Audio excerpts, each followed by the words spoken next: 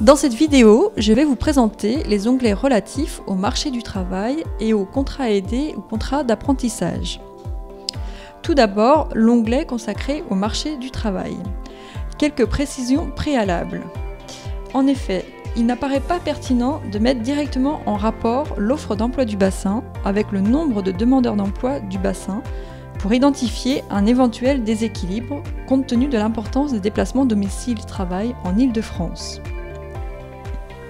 C'est pourquoi le premier graphique qui vous est proposé permet de repérer, selon les familles professionnelles, d'une part, si les employeurs du bassin ont des difficultés de recrutement, c'est l'axe vertical, et d'autre part, si les demandeurs d'emploi du bassin ont des difficultés à retrouver du travail, c'est l'axe horizontal. Les difficultés de recrutement sont appréhendées ici à partir de l'enquête BMO de Pôle emploi, tandis que les difficultés à retrouver du travail le sont à partir du taux d'écoulement de la demande. La taille des cercles est proportionnelle au nombre de projets de recrutement envisagés par les employeurs. Ainsi, pour les familles professionnelles situées en haut à droite du graphique, qui correspondent au cadran intitulé « Difficultés à recruter », les employeurs expriment des difficultés à recruter, mais les demandeurs d'emploi trouvent plutôt rapidement du travail.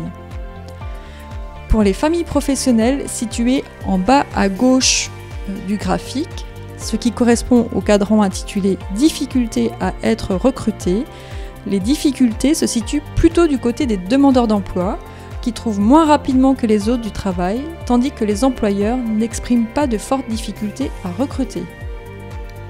Pour les familles professionnelles situées en haut à gauche du graphique, ce qui correspond au cadran intitulé « Inadéquation », les difficultés se situent des deux côtés, avec des employeurs qui expriment des difficultés à recruter et des demandeurs d'emploi qui trouvent moins rapidement que les autres du travail.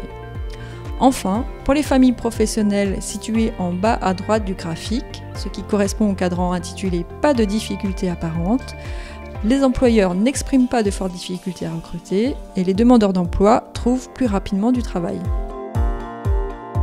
Ce graphique est ensuite complété par des données relatives à l'offre d'emploi et aux demandeurs d'emploi qui permettent également de caractériser les tensions. Il est nécessaire de sélectionner la famille professionnelle qui nous intéresse dans le menu déroulant. Les données délivrées portent ensuite sur les caractéristiques de l'offre d'emploi par durée et sur les caractéristiques des demandeurs d'emploi.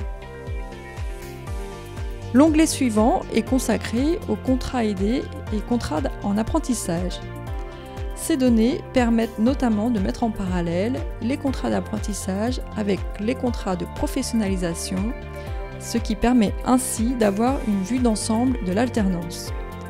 Ces données sont présentées à part dans un même onglet car il s'agit de données spécifiques.